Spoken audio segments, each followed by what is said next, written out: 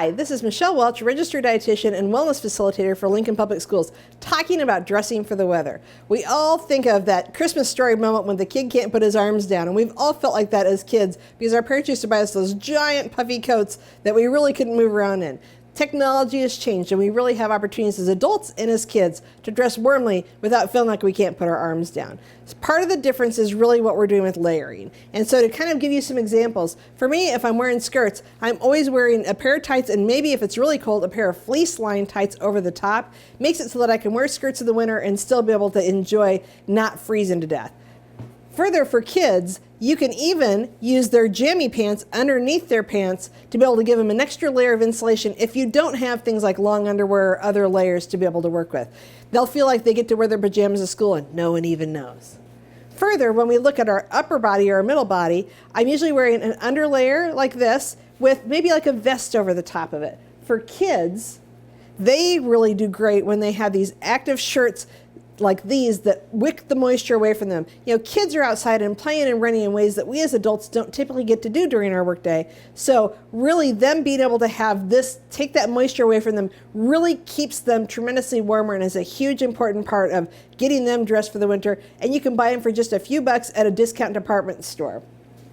Further, again, just like us with a vest, something like a fleece vest or a thin sweatshirt type item can really make a nice difference for them. And then as our outer layer, whether if it's going to be cold for winter, I have like these really super thin, inexpensive, kind of mini puffy coats. Or for the kids, they have these nice jackets where they just are preventing the wind coming through and the moisture. So something that doesn't take a lot of bulk, but that can really still be that protective layer outside these inner layers. For us as adults, as we're getting dressed, if I'm not having to worry about the moisture, I'll just throw on a wool type coat.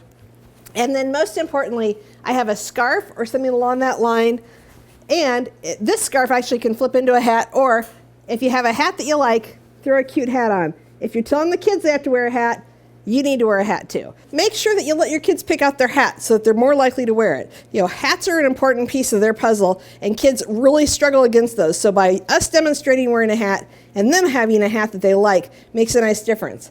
You know, for the fall, these gloves kind of work okay, but when they get to snowball weather, we really need to have a thicker glove that has a little bit more weatherproofing to it. It doesn't have to be super thick, but something that they really feel like they're going to be able to wear, and make sure you put their names on them so they don't lose them at school as easily. Finally, we can't forget about the feet. Wearing a couple layers of socks can make a nice difference and keeps you from having to have quite as much puffy insulation.